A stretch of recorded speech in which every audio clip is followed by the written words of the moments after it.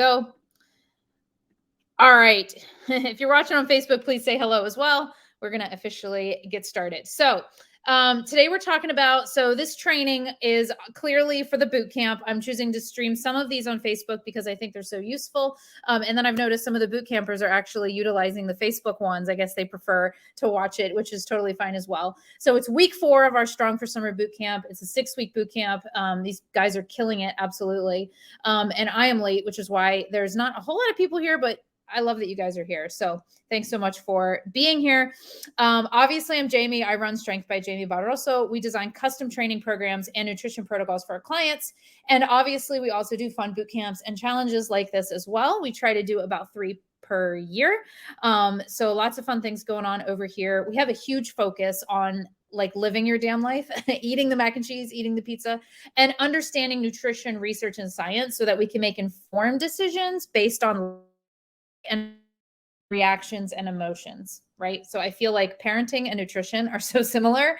It's full of, you can either respond or you can react, right? And that's kind of how we go through. So we're trying to respond and we're trying to limit how we react on emotion in terms of our nutrition and fitness journey so that ultimately we can have results long-term, right? So all of our successful clients leave our programs not only with like food freedom and gym confidence, that's a huge one, massive strength improvements, obviously, but huge movement towards weight loss, muscle gain, whatever body composition goals that they have. And they're usually more confident in their bodies, whatever their weight may be, right? So that's a huge piece too, is just falling in love with where you're at. So today we're going to talk about nutrition, but before we get into that, I want to remind you about the foundations, the big rocks. We've done these, we've talked about this. I did a whole presentation about rocks and the quinoa chia mixture, and it was great. And it's the whole idea that we're going to go a little bit deeper into nutrition today, not like insane, but a little bit. But you got to remember that it's the big rocks that really matter. It's the fundamentals that really matter. So while I'm going to give you a little bit more details, I don't want you to get lost in the details, if that makes sense. Cool. So we're going to talk a little bit about meal timing. We're going to talk a little bit about supplements, a little bit on each of these. My goal is to keep you for a very long time. If you have more questions about any of these topics, you can always shoot me a message. I can do extended trainings, whatever you need. But we're going to cover the basics here. Okay. So we're going to cover meal timing, supplements, fiber, the roles of carbs and fats.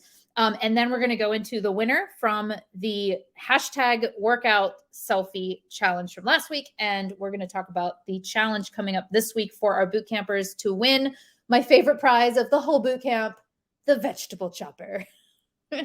This thing is magic and I love it so much. And it's probably so basic and I'll show it to you later, but I don't feel like trying to pull up multiple screens right now. It's too much, but it's like a box that has a chopper on top and you put the thing in and you slam the thing and it just chops it. It's beautiful. So the winner of next week's challenge is going to get a vegetable chopper. I'm very excited about that.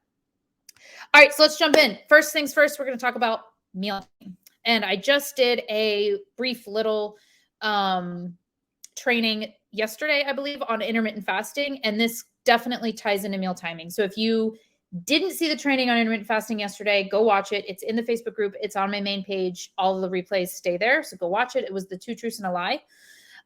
And also I have an article on this. If you want the article, comment either in the Zoom or on Facebook. Let me know that you want the intermittent fasting article. It's on my website. I'll send it to you. But intermittent fasting is a style of meal timing, right? So it's a general idea that we can move our food around in a day or over a week in order to see results that we want to see. And there's lots of reasons people do this, right? The one that I like, well, there's 2 reasons that I like. One reason that people might do this is to enhance their workouts, to make sure that their workouts are going to be as fueled as they possibly can be so they can get optimal results out of their training sessions. Another reason people might mess around with meal timing is to improve like their body composition. And there's some truth to this and it really just kind of depends, but usually this comes a little later, like when you're a little bit further along, unless we're talking about intermittent fasting, because in that case, you can just shove all of your calories into like one window. We're not really worried about more just we're eating all of the food within this time frame. So it's a little bit more of like a easier approach to playing around with meal timing without getting too specific. But like the main reasons. And then some other reasons people go about playing around with meal timing might be for whatever health benefits they might have heard that it has. And they're usually all kind of hogwash. So don't get caught about it a little. So intermittent fasting obviously has its time and its place. Another really common way of playing around with your meals is pre and post work, right? So I want to talk about that now. Now, again, the overall carbs, fats, and proteins you have in a day are going to be the most important big picture. But once you get that down pretty well, you can start to play around with individual variability, like how do these foods affect me in my training sessions, or I'm feeling really sluggish, maybe look at these things and ask yourself why. But there is a science to it, right? So generally pre-workout, well, let me back up a little bit and say generally around your workouts, you need to have fuel in your body. It is most optimal to have glucose and amino acids, i.e. carbs and protein, in your system either like 2 hours before or 2 hours after. So that's like a big window, right? So this idea of chugging a protein shake immediately after because of an anabolic window, that is disproven and it's a myth. And you don't need to worry about getting like protein in immediately after your workout. As long as you've got the nutrition in there within this 4 hour span around your workout, that is the most optimal around your training sessions. Okay. But if you want to go a little bit deeper than that, the best things that you can have pre-workout within 2 hours of your training session are carbohydrates and protein. You don't want to have too much fat because fat is a very slow digesting macronutrient. So that's the one that's going to make you feel sluggish. A little bit's fine. I like to have a banana with peanut butter. Pre-workout, I also like a PBJ. Obviously, peanut butter's in both of those, and peanut butter's high fat. I don't have a lot of peanut butter. I have a very little bit. And actually, what the peanut butter does in that scenario is it slows down the digestion a little bit of the quick digesting carbs that are in the bread, the jelly, or the banana in that snack. So you see that how that kind of works? Like a tiny bit of fat can help slow down the digestion of these quick digesting sugars. But those quick digesting sugars are actually a really good thing to have pre-workout. And you can only imagine why, right? Your muscles utilize that glucose. It's great for your energy overall. So in general, carbohydrates and protein are going to be the nutrients you want with not too much fat. You don't need to be scared of it, but you don't want to overload on it. So mac and cheese might not be the best pre-workout meal. Pizza might not be the best pre-workout meal. Another pre-workout meal I love to have is oatmeal. But because oatmeal is high fiber, meaning it's very slow digesting, which is a good thing, I like to actually add in the quick digesting carbs in order to make sure that I have that kind of oomph as well.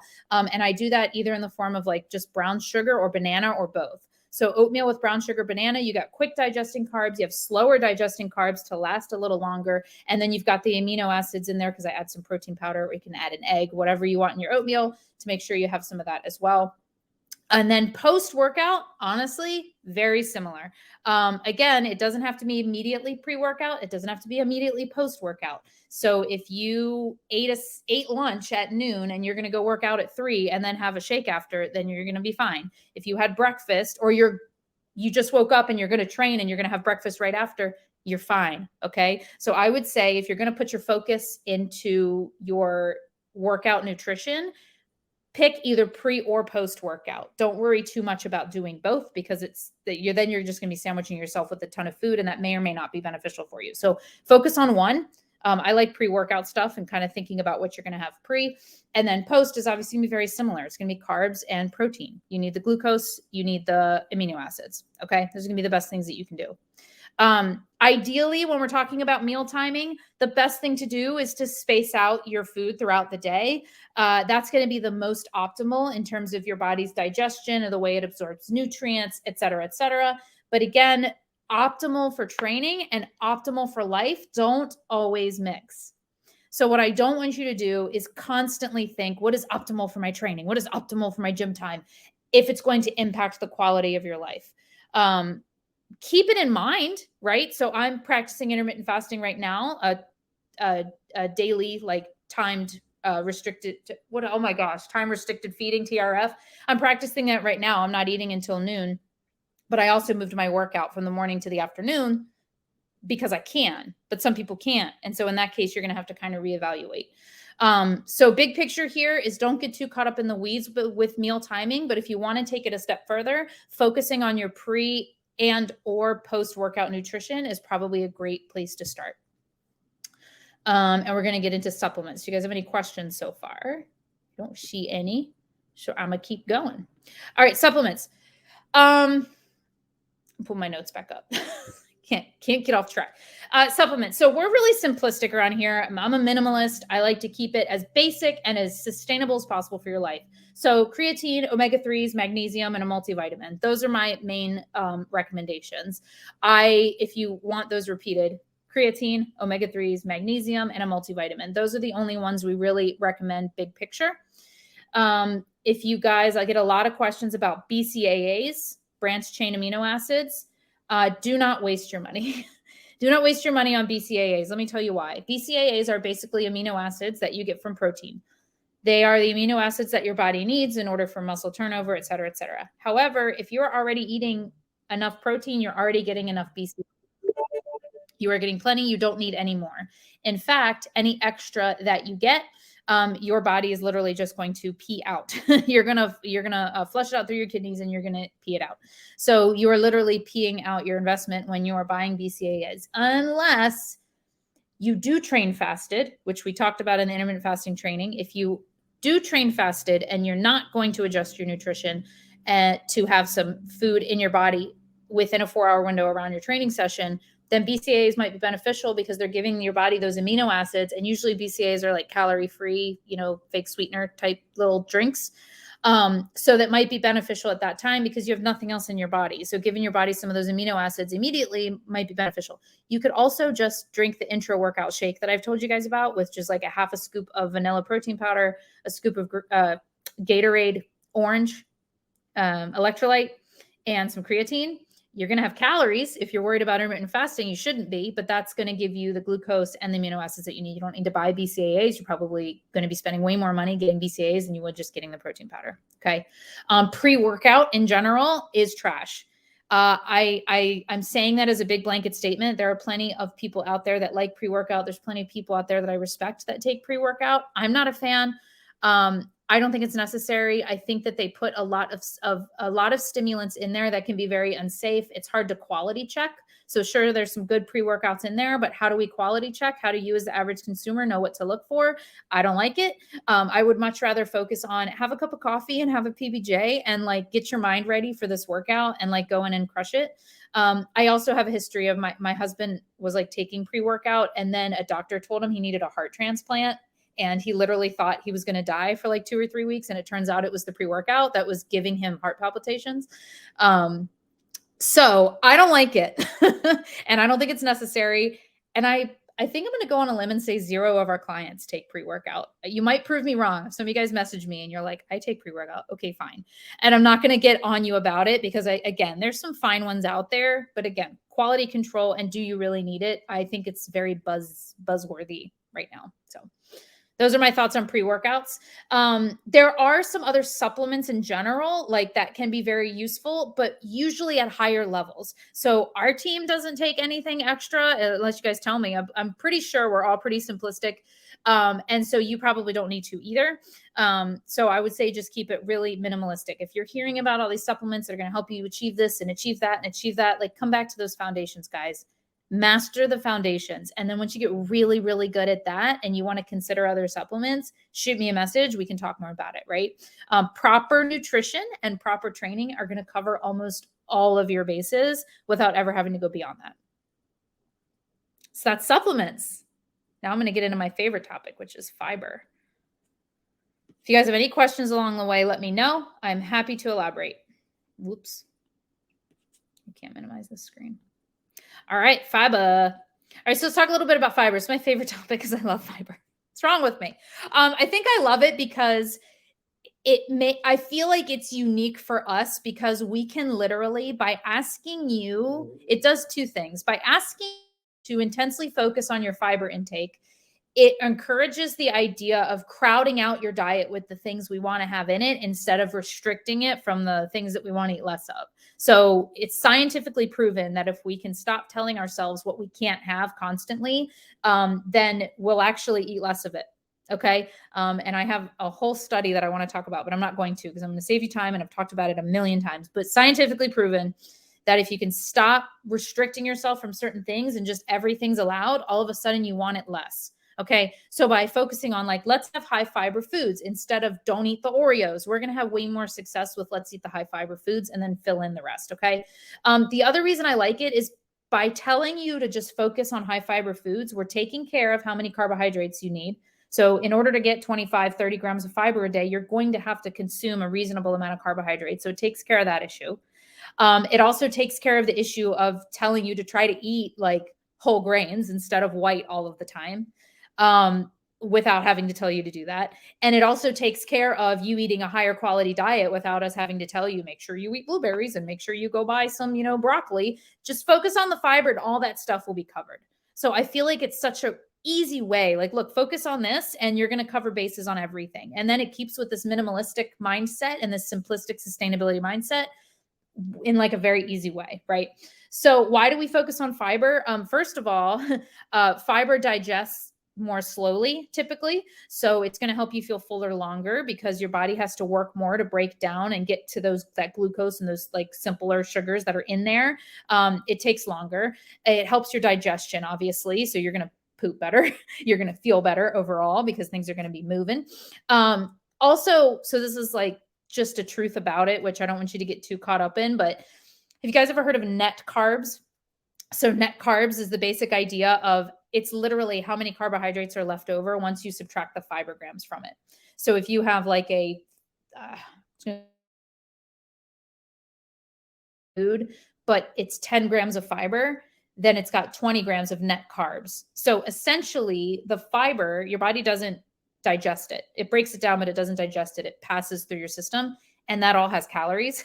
And so the calories that are in the fiber get digested out. So simply by taking like white rice, which your body's going to digest most of, and like quinoa has higher fiber, also has higher protein, but we're talking fiber right now, higher fiber, you're going to like digest out some of those calories, which again, I don't want you to focus on too much because I don't want you to think too much about calories, but in general, that does have that effect.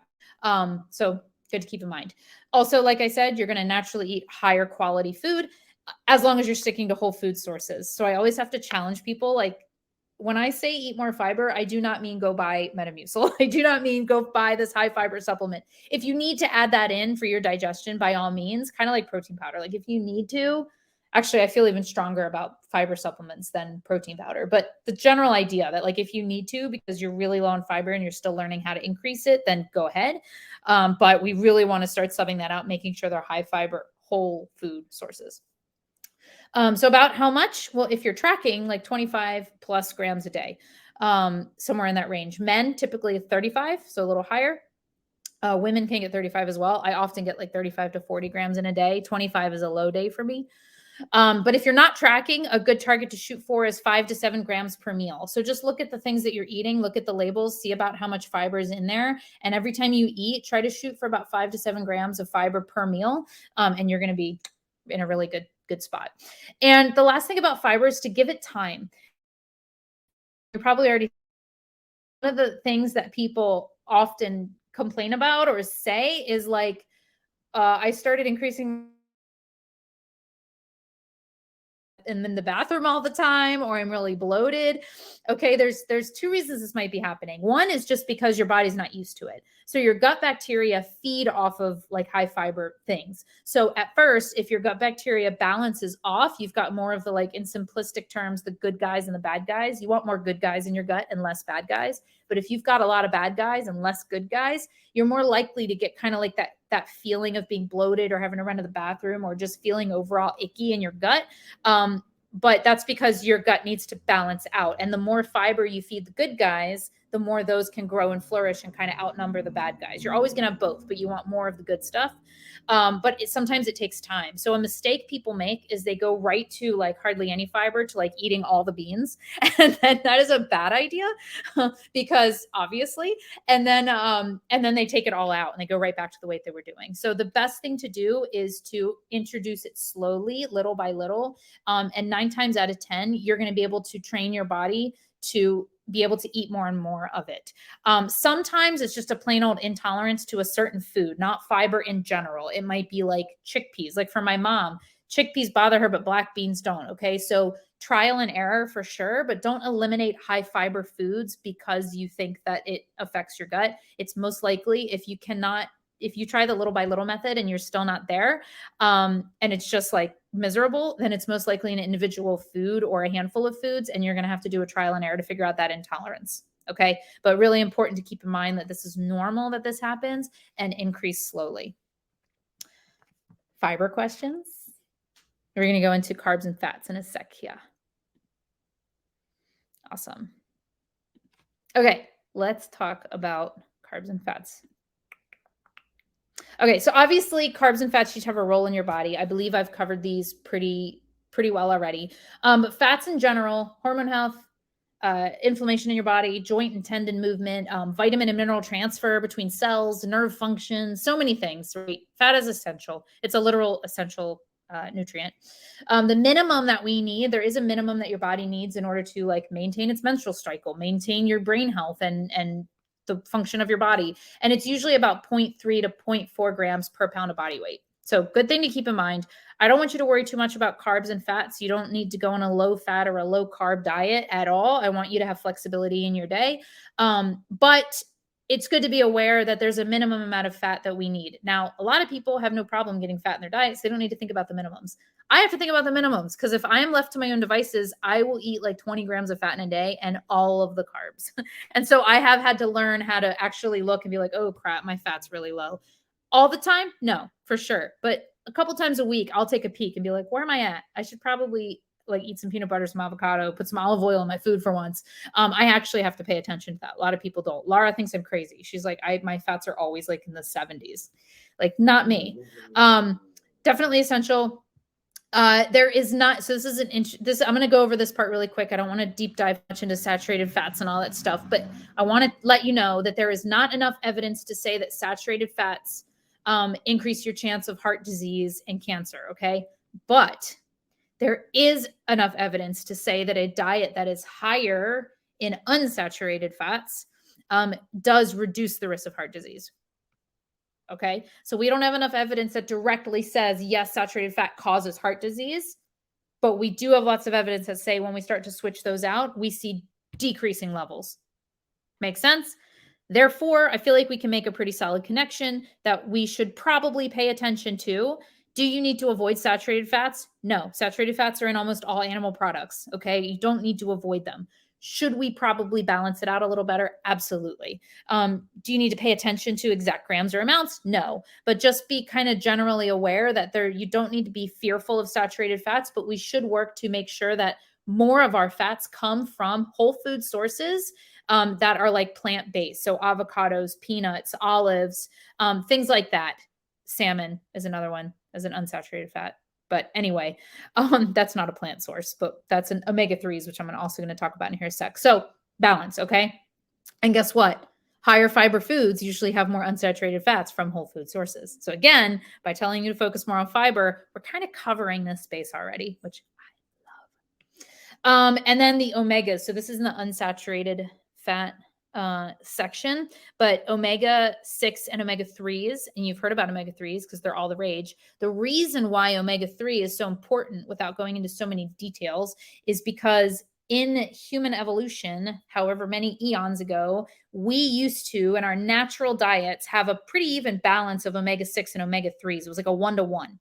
And in modern day, like the standard American diet, the SAD diet, how fitting, it's like 6-to-1. And some people like 9-to-1, omega-6 to omega-3s. Okay. And that just throws our bodies off. Lots of inflammation and issues. Whereas instead of constantly fighting for eating less omega-6s, which we probably should do, it's more so the idea of let's eat more omega-3 fatty acids. It usually comes from fish, seafood, algae, is because that's where the fish get it because they eat the algae. So you could just go straight to the source and get algae oil. But either way, omega-3, we want more of it or less of the omega-6s, so less of everything else to try to balance it out, which is why we recommend a omega-3 fatty acid to most of our clients, because most people just don't eat that much fish. If you're eating fish and seafood 2 to 3 times a week, you're probably fine. If you're not a big seafood eater, you're not a big salmon eater, then I'd recommend taking a supplement. Okay, definitely helps. And some people notice a difference, some people don't, but it's important to pay attention to. So now going into carbohydrates, obviously carbs are energy for your body, for your organs, for your brain. They are considered non-essential. So if you're looking at essential nutrients, protein is essential nutrient and fats are essential nutrient. If you don't get them, you will die. If you don't get carbohydrates, you won't die because your body has a backup system. But that's it. They're non-essential for life, but they're not non-essential for like living a great, optimal, healthy, active life. Okay. So I like to consider them essential for a healthy, active life. Do you have to worry about carbohydrates spiking insulin? Absolutely not. Insulin rising and falling throughout the day is a good thing. The only time that this becomes an issue is when we do two things. We eat fast digesting carbs, i.e., no fiber. I'm talking quick digesting sugars, juice, straight sugar, basically, or straight white carbs, white pasta, white rice by themselves all the time. And number two, that's what I meant. By themselves and all the time was number two. So what happens when your body has only that macronutrient to digest is insulin obviously is spiked. But when you have other food in your system, so you're eating white rice with that chicken curry, it's slowing down the digestion. So instead of insulin doing this and then this, it's doing this. It's rising at a normal pace. And even so, occasional spikes in insulin are also totally fine. It's when insulin is consistently being spiked. And this is why we see huge issues with kids these days drinking juice, eating cookies, eating gummies with their juice. They're getting consistent insulin spikes, and which is leading obviously to prediabetes, especially where I live in San Antonio. It's really, really sad. You've got a lot of kids with prediabetes, and it's usually because of this like culture of just not the culture here, but the culture in general that we have among like kids now, which is just like drinking juice and eating gummies, and that it's just normal because it's being a kid. So yeah, issues with that. Do you need to worry about it in your regular life? Do you need to pay attention to those Instagram ads that have those glucose things right here? Let's watch our glucose spikes as we eat a meal and learn from it. No, don't do that. That is dangerous and dumb. You want to be able to eat foods. Eat your carbohydrates with other foods. Focus on high fiber. And again, you're not going to have an issue with this at all. If you have further insulin questions, let me know because that's a whole topic on itself. I could do a whole live just on that. And guess what? Like I said, fiber fixes that. Carbs before bed is also fine. It's actually recommended a lot of times for women, like in peri or active or postmenopause.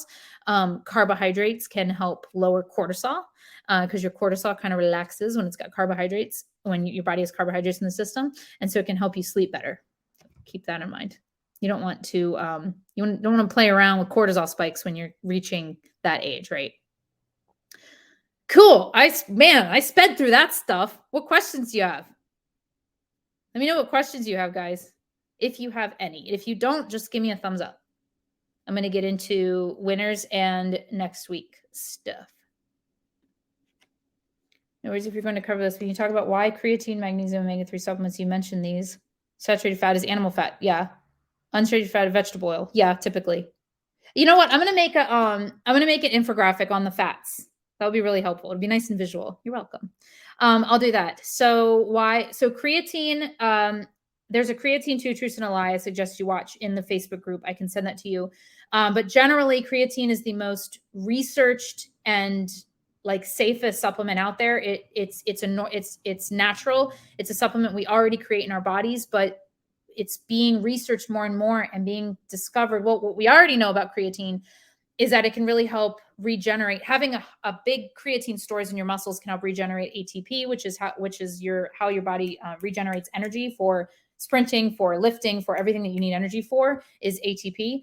And creatine can help regenerate that faster. So you can get that extra rep, that extra weight or whatever that you might not have normally been able to do.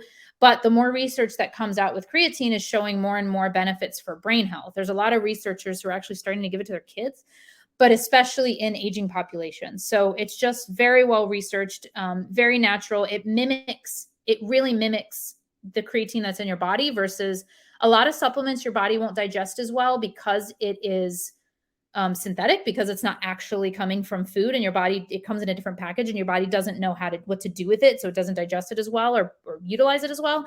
With creatine, we don't see that. We see your body utilizing it really, really well. So that's why that magnesium, like 75% of the population is low in magnesium. And it definitely can help with sleep. That's one of the reasons we recommend magnesium, but it has a host of other benefits. Some people actually notice energy increases after supplementing with magnesium. So that's just one. Omega-3s, I already covered basically the balance of the fats.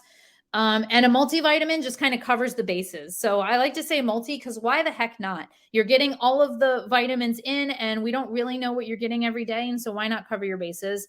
They're usually pretty inexpensive to get just like a blanket multivitamin. So that's why we usually say, yeah, go ahead and take it. Why not? If it was higher money, maybe we wouldn't say that, but cool. All right, so my notes, my winner. All right, so my winner from the selfie challenge last week was Erica Hayden. I'm supposed to do the drum roll before. Erica Hayden. Sorry. Erica, message me on Facebook or email me or whatever. Send me your address, and I'm going to send you your resistance bands, handled resistance bands. Woohoo! And then I'm going to be honest, y'all slacked it this week. I was disappointed. Lots of y'all were in there posting your pictures, but it was like 3. So come on, man. I want to see more engagement this week. And it's not a I should probably do a more engaging hashtag challenge. This week it's going to be hashtag high fiber challenge. So all I want you to do is try to get more fiber in your diet and post for accountability in the Team Strength group.